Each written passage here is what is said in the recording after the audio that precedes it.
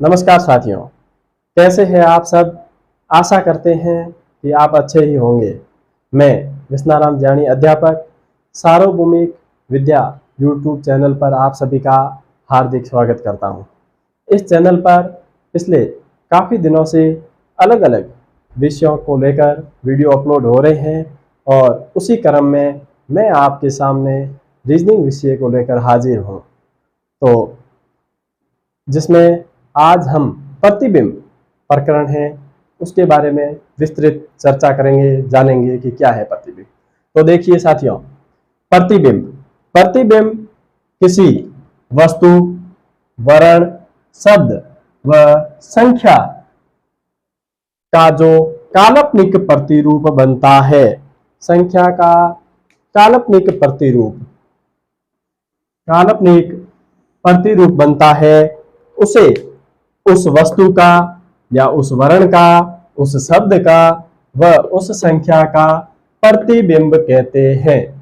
साथियों देखो, किसी वस्तु, वर्ण, शब्द व संख्या का जो काल्पनिक प्रतिरूप, वास्तविक रूप में होकर के काल्पनिक प्रतिरूप होता है, उसे हम उस वस्तु का या उस वर्ण का, उस शब्द का, उस संख्या का प्रतिबिंब कहते हैं। प्रतिबिंब मुख्य रूप से दो प्रकार के होते हैं। मुख्य रूप से प्रतिबिंब दो प्रकार के होते हैं। तो इनमें एक है दर्पण प्रतिबिंब और दूसरा है जल प्रतिबिंब। दर्पण प्रतिबिंब जिसको इंग्लिश में मिरर इमेज भी कहते हैं, और जल प्रतिबिंब है जिसको वाटर इमेज कहते हैं। जल प्रतिबिंब को वाटर इमेज कहते हैं। तो आज हम प्रतिबिंब के अंदर दर्पण प्रतिबिंब के बारे में पढ़ेंगे। दर्पण प्रतिबिंब के बारे में अध्ययन करेंगे कि दर्पण प्रतिबिंब क्या होता है।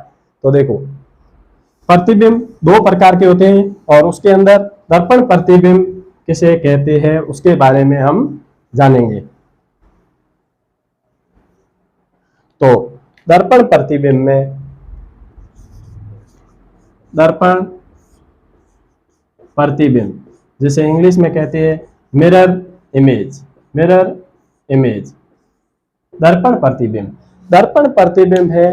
दर्पण प्रतिबिंब में बाईं स्थिति जो दाईं ओर तथा दाईं स्थिति बाईं ओर हो जाती है या बाईं ओर बदल जाती है। तो इसमें हम आज देखते हैं कि दर्पण प्रतिबिंब में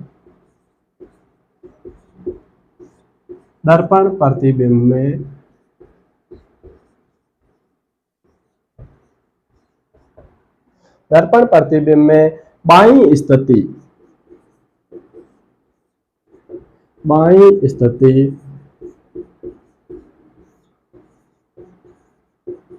दाईं ओर, बाईं स्थिति दाईं ओर तथा दाईं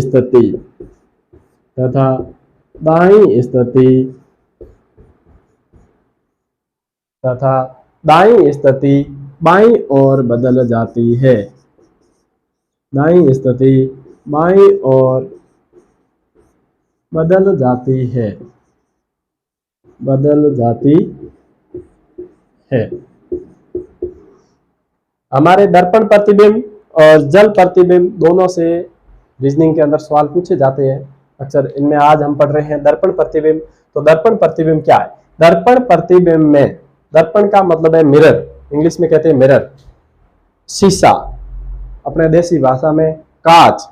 तो जिसको दर्पण प्रतिबिंब में बाईं स्थिति दाईं ओर तथा दाईं स्थिति बाईं ओर हो जाती है। दर्पण के अंदर हम कुछ भी देखते हैं, कोई भी शब्द है, वर्ण है, कोई आकृति है, कुछ भी देखते हैं तो दर्पण प्रतिबिंब में दाईं स्थिति है वो बाईं ओर हो जाती है, वो बाईं स्थिति दाईं ओर हो जाती है। जैसे हम हमेशा ही सुबह जैसे ही शीशे में अपना मुंह देखते हैं, शीशे में अपना मुंह देखते हैं तो पाते हैं कि हमारी कमीज है, कमीज के जो जेब है ये बाईं साइड है। इसको हम शीशे में देखते हैं तो हमें सामने हमारे खुद की प्रतिछाया या काल्पनिक जो प्रतिरूप है, चित्र है, दिखाई देता है। उसमें वो जेब किस ओर दिखाई देगी?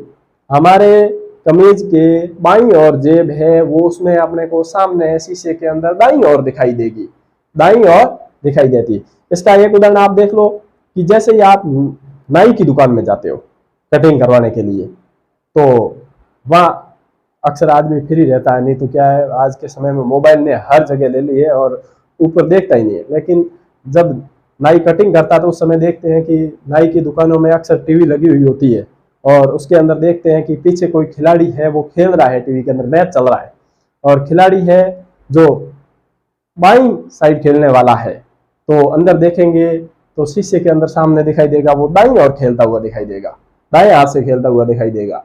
बाएं हाथ से कोई खेलने वाला है तो वो दाएं हाथ से खेलता हुआ दिखाई देगा और दाएं हाथ से खेलने वाला वो बाएं हाथ से खेलता हुआ दिखाई देगा। तो वैसे ही दर्पण प्रतिबिंब में दाईं स्थिति है वो बाईं ओर हो जाती है और बाईं स्थिति दाईं ओर हो जाती है। तो हम देखते हैं कि ऐसी कौन सी आकृति है, कोई वस्तु है जिसको दर्पण में देखेंगे तो कैसा दिखाई देगा। जैसे ये एक आकृति है, ये एक आकृति है, एक चित्र है,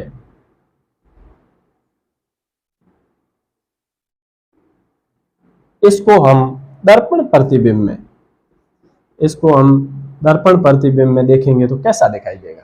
तो ये व्यक्ति है या ये बच्चा है, लड़का है जो हम देखेंगे तो दर्पण प्रतिबिंब में गोल है चेहरा, तो दर्पण प्रतिबिंब में देखने पर चेहरा गोल है तो वो गोल ही दिखाई देगा। ऐसा नहीं होगा कि त्रिभुजाकार दिखाई दे देगा, ऐसा संभव नहीं है, जैसा है वैसा ही दिखाई देगा। लेकिन बाएं का दाएं होगा, गोल तो एकदम गोल है, उसमें बायां दायां कुछ होना नहीं है। और ये सीधा है। अब इसमें देखेंगे इस लड़के के जो बाईं साइड का हाथ है वो ऊपर है, तो अब कौन सा हाथ ऊपर होगा, दाईं साइड वाला, दाईं साइड वाला हाथ ऊपर हो जाएगा और ये नीचे हो जाएगा। जैसे ये दाईं साइड वाला हाथ नीचे था तो बाईं साइड वाला हाथ है वो नीचे हो गया है। और ये अब इसमें क्या हो गया, दाएं का बायां हो गया, बाएं का दायां हो गया। जो बायां हाथ ऊपर था वो शीशे के अंदर दर्पण के अंदर देखने पर जो बायां हाथ ऊपर था वो दायां हाथ ऊपर हो गया है, बाएं का दायां हो गया है।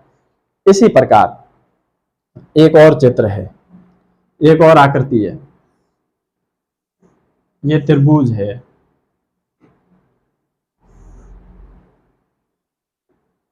इसमें plus minus zero, plus minus zero, इसको दर्पण में देखेंगे तो कैसा दिखाई देगा, तो त्रिभुज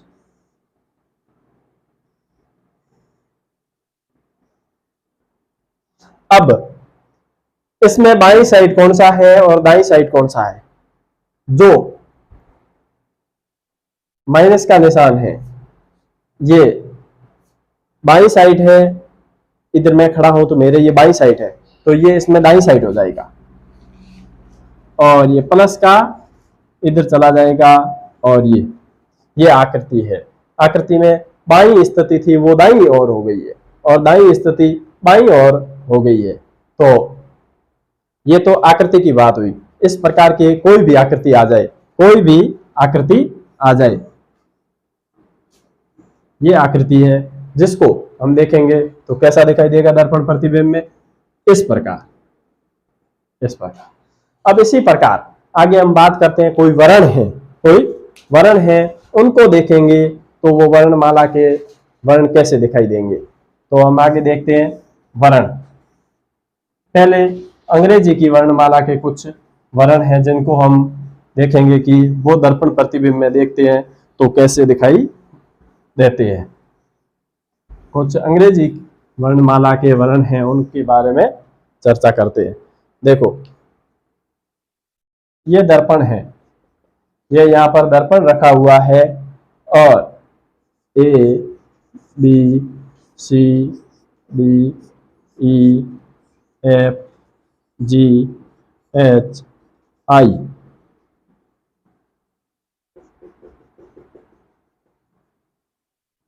जे K L M N O P Q are,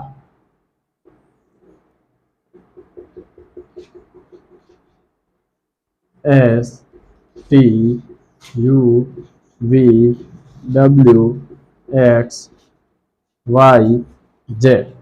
ये अंग्रेजी वर्णमाला के 26 वर्ण हैं। अंग्रेजी वर्णमाला के 26 वर्ण हैं। इनको देखेंगे कि ये अंग्रेजी वर्णमाला के जो वर्ण हैं ये दर्पण प्रतिबिंब में देखने पर कैसे दिखाई देंगे।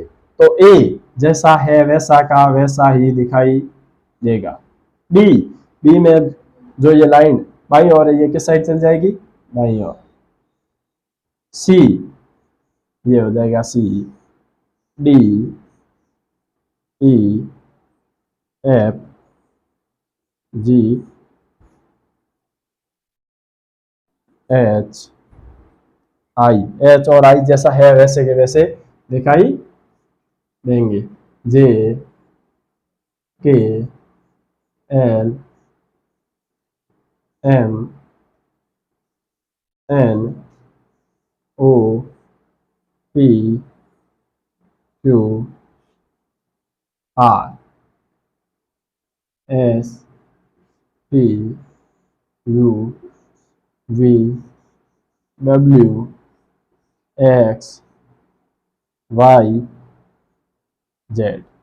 तो देखिए साथियों, अंग्रेजी वर्णमाला के वर्णों को देखने पर ऐसे दिखाई देंगे दर्पण प्रतिबिंब में।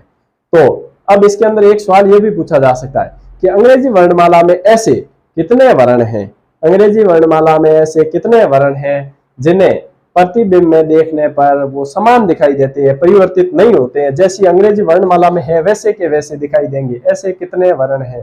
तो हम देखते हैं ऐसे कितने वर्ण हैं जो अंग्रेजी वर्णमाला में जो दर्पण में देखने पर भी वैसे ही दिखाई देंगे जैसे अंग्रेजी वर्णमाला में है। तो देखो ये ए है वैसा का वैसा है। इसके बाद हम देखते हैं H, I, M, O, T, U, V, W, X, Y. ये इतने वर्ण है जो अंग्रेजी वर्णमाला में वैसे के वैसे दर्पण प्रतिबिंब में दिखाई दे रहे हैं। देखो ए है तो ए का ए दिखाई दे रहा है, एच का एच दिखाई दे रहा है, आई का आई दे रहा है, एम का एम के जैसा का जैसा दिखाई दे रहा है, ओ, इसके बाद T, U, V, W, X और वाई। तो ये कितने वर्ण हैं? तो ये 11 वर्ण हैं। 1 2 3 4 5 6 7 8 9 10 और 11। अंग्रेजी वर्णमाला में 11 वर्ण ऐसे हैं, 11 वर्ण ऐसे हैं जिनको दर्पण प्रतिबिंब में देखने पर भी वैसे ही दिखाई देंगे जैसे अंग्रेजी वर्णमाला में है। तो आप ये 11 वर्ण नोट करके लिख सकते हो। A H I, A H I, M O, M O, T, U, V, W, X, Y. ये 11 वर्ण, ये 11 वर्ण ऐसे हैं जो अंग्रेजी वर्णमाला में दिखाई देते हैं वैसे के वैसे दर्पण प्रतिबिंब में दिखाई देंगे। तो आप स्क्रीनशॉट लेना चाहे तो ले सकते हो। और इसके बाद में हम बात करते हैं हिंदी वर्णमाला की। हिंदी वर्णमाला में वर्ण है तो उनको कैसे देखेंगे, 2-4 वर्ण हिंदी वर्णमाला के भी देख लेते हैं। अंग्रेजी वर्णमाला में 11 वर्ण ऐसे हैं जिनको दर्पण प्रतिबिंब में देखने पर भी वैसे ही दिखाई देंगे जैसे वो अंग्रेजी वर्णमाला में है। तो इसके बाद में हम देखते हैं आगे हिंदी के कुछ वर्ण। हिंदी के कुछ वर्ण अ, आ, ई, उ, ऊ। इनको देख लेते हैं, ये कैसे दिखाई देंगे। इसको दर्पण प्रतिबिंब में देखने पर ऐसा दिखाई देगा। आ दर्पण प्रतिबिंब में देखने पर ऐसा दिखाई देगा। ई,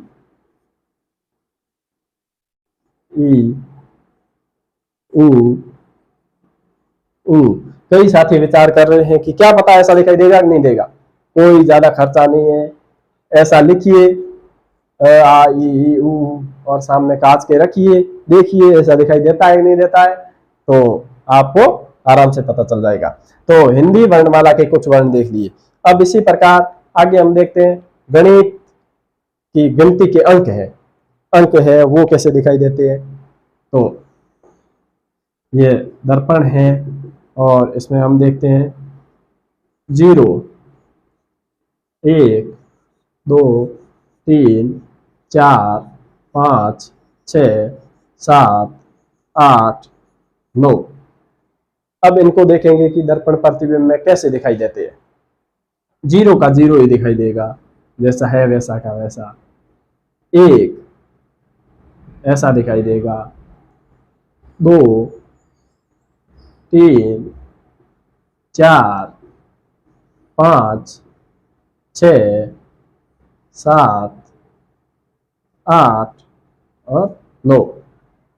तो गिनती के इन अंकों के अंदर देखें तो इनमें भी 0 और 8 ऐसे अंक हैं जिनको दर्पण प्रतिबिंब में देखने पर वैसे ही दिखाई देंगे जैसे वो वास्तविक गिनती के अंदर अंक है, वैसे ही दर्पण के अंदर देखने पर भी दिखाई देंगे। तो इसके बाद कुछ शब्द है, कोई शब्द भी आ जाए उसको भी देखेंगे कि वर्णमाला के अनुसार उनको भी बदलना है और उसके साथ साथ में शब्द है उसको बाईं ओर से दाईं ओर भी बदलना है। जैसे यहां पर देखते हैं,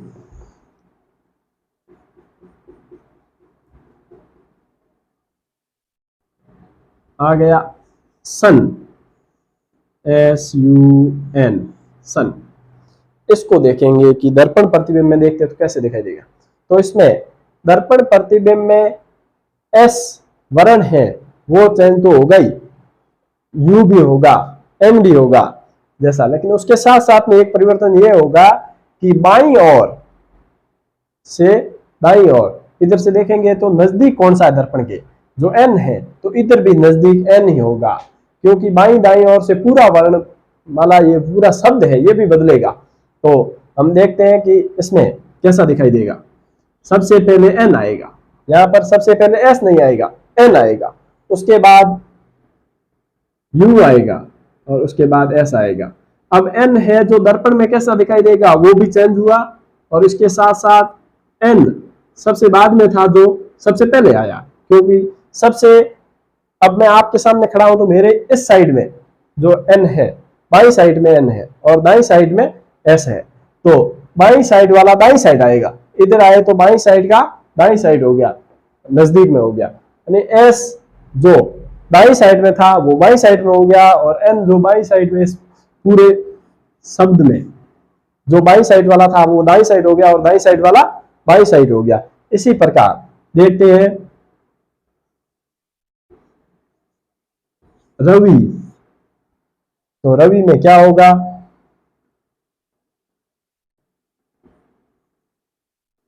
ये रवि इस प्रकार होगा, रवि में इस प्रकार होगा। जैसे राम, इसको दर्पण प्रतिबिंब में देखेंगे तो ये इस प्रकार दिखाई देगा। तो इसके बाद हम आगे चर्चा करते हैं कि दर्पण प्रतिबिंब में, एक तो ये हो गया दर्पण प्रतिबिंब में नजदीक वाला नजदीक में दिखाई देगा और दूर वाला दूर में दिखाई देगा। नजदीक दर्पण प्रतिबिंब में जो नजदीक वर्ण है, शब्द है, वो नजदीक में दिखाई देगा, और दूर है वो दूर दिखाई देगा। अब दर्पण प्रतिबिंब के अंदर कुछ और भी सवाल बनते हैं, कुछ और भी प्रश्न बनते हैं। किससे? जैसे घड़ी है, तो घड़ी को दर्पण प्रतिबिंब में देखेंगे तो वो घड़ी कैसी दिखाई देगी, या घड़ी का जो समय है वो किस प्रकार का दर्पण प्रतिबिंब में दिखाई देगा, तो उसके बारे में हम चर्चा करते हैं।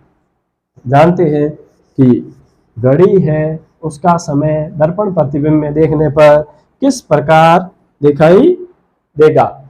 तो हम घड़ी को दर्पण प्रतिबिंब के सामने रखेंगे तो कैसा दिखाई देगा।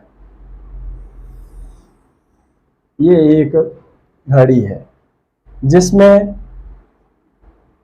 अंक न लिख के जो बिंदी लगी हुई होती है, बिंदु होते हैं, वो लगे हुए इस घड़ी में है और अपने को समय बताना है। ये एक घड़ी है और इसके अंदर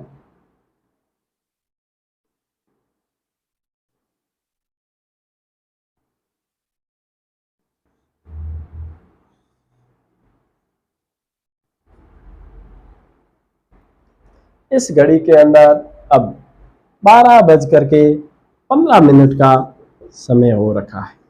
इस घड़ी में 12:15 का समय हो रखा है और दर्पण प्रतिबिंब में देखेंगे तो ये घड़ी कितनी, दर्पण प्रतिबिंब में कितना समय इस घड़ी में दिखाई देगा। तो देखते हैं हम दर्पण प्रतिबिंब में।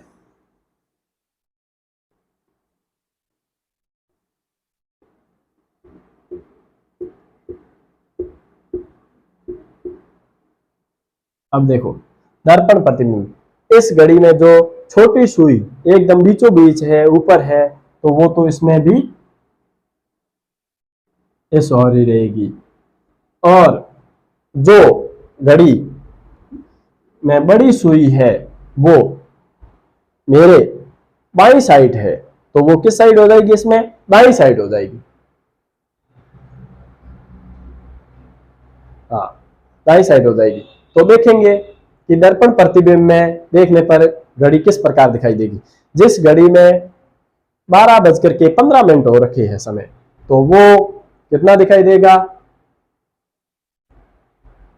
11:45 का समय दिखाई दे रहा, लगभग दिखाई दे रहा है 11:45 का समय।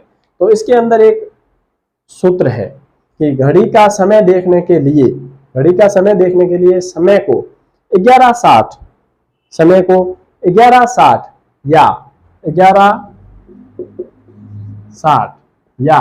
23:60 में से घटाते हैं।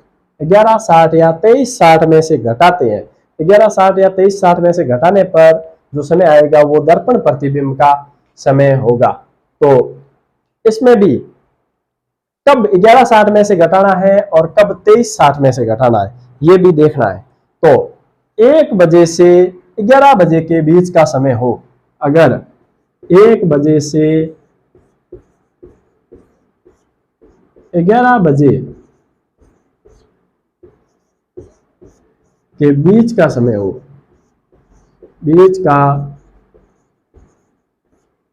हो, तो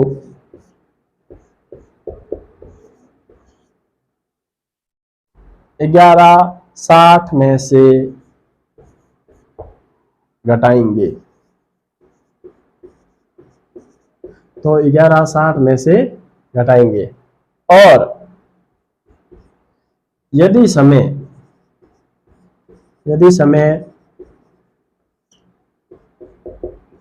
11 बजे से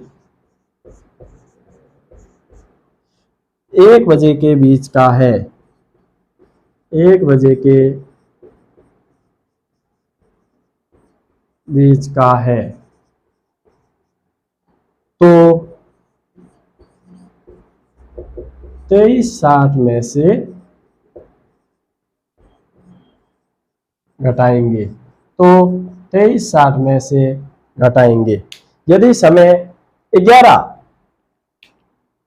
बजे से 1 बजे के बीच है तो 23:60 में से घटाएंगे। 1 बजे से अगर 11 बजे के बीच है तो 11:60 में से घटाएंगे। और 11 बजे से 1 बजे के बीच है तो 23:60 में से घटाएंगे। तो हम देखते हैं हमारा समय कितने बजे के बीच में, हमारा समय 11 से 1 के बीच में। तो हम क्या करेंगे, 23:60 में से घटाएंगे और हमारा समय पता करेंगे कि कितने बजे है। 23:60 में से 12:15 यानी 12:15 इसको घटाएंगे और देखेंगे कि दर्पण प्रतिबिंब में कितना समय दिखाई देगा। तो 60 में से 15 45, 3 में से 2 1 और 1, 11:45 का समय आ रहा है। तो अपने 11:45 का समय आया, इसका मतलब ये समय सही है। और 1 बजे से 11 बजे के बीच का अगर समय है तो हम 11:60 में से घटाएंगे। 23:60 में से भी घटा सकते हैं, लेकिन 23:60 में से घटाने पर हमारे पास जो रेलवे समय है उसके अनुसार आ जाएंगे 13 बजे, 14 बजे, 15 बजे। तो उस समय को हमारे को बदलना पड़ेगा, 1 बजे, 2 बजे, 3 बजे। तो ये इस प्रकार का घड़ी का प्रश्न है जो आपके समझ में आ गया होगा कि 1 से 11 बजे के बीच होने पर समय को 11:60 में से घटाएंगे, और यदि समय 11 बजे से 1 बजे के बीच में है तो 23:60 में से घटाएंगे। इस प्रकार घटाने से जो उत्तर प्राप्त होगा वो हमारा समय है, दर्पण में दिखाई देगा। एक समय हम और लेते हैं, जैसे ये तो ऊपर का आ गया 23:60 वाला, 10:60 वाला लेते हैं एक समय।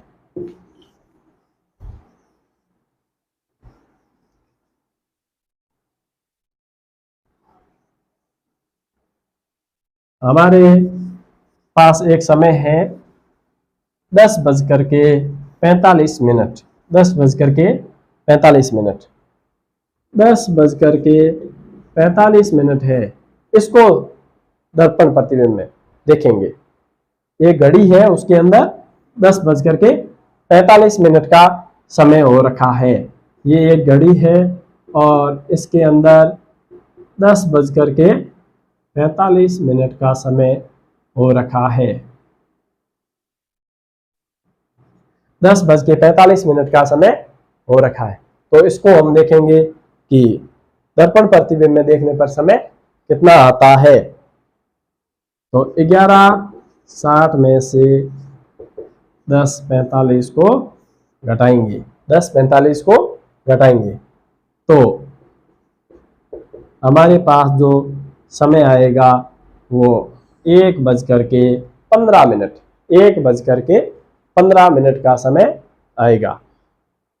एक घड़ी के अंदर और प्रश्न आ सकता है। ये तो घड़ी इस प्रकार की है जिसमें क्या है, बिंदु लगे हुए हैं, तो ये पहचान होगी। लेकिन एक डिजिटल घड़ी भी आ सकता है प्रश्न में कि एक डिजिटल घड़ी के अंदर 10:45 का समय हो रखा है। तो इसको दर्पण प्रतिबिंब में देखने पर क्या दिखाई देगा, तो ये डिजिटल है घड़ी। क्या कौन सी है, डिजिटल है। इस घड़ी को दर्पण प्रतिबिंब में देखेंगे तो कैसा दिखाई देगा, तो डिजिटल घड़ी जो नंबरिकल सिस्टम वाली घड़ी है उसको देखेंगे तो कैसी दिखाई देगी, तो ये तो इस प्रकार दिखाई देगी। ये तो इस प्रकार दिखाई देगी। डिजिटल घड़ी है जिसका समय देखने पर इस प्रकार दिखाई देगा। तो आज हमने पढ़ा है दर्पण प्रतिबिंब, और इसकी शॉर्ट ट्रिक बता देते हैं लास्ट में। और कुछ नहीं, ये सबसे सरल और सबसे आसान टॉपिक था, सबसे आसान प्रकरण था। इसके अंदर कुछ नहीं किया हमने, केवल दाएं का बायां और बाएं का दायां, दाएं का बायां, दाएं का बायां व बाएं का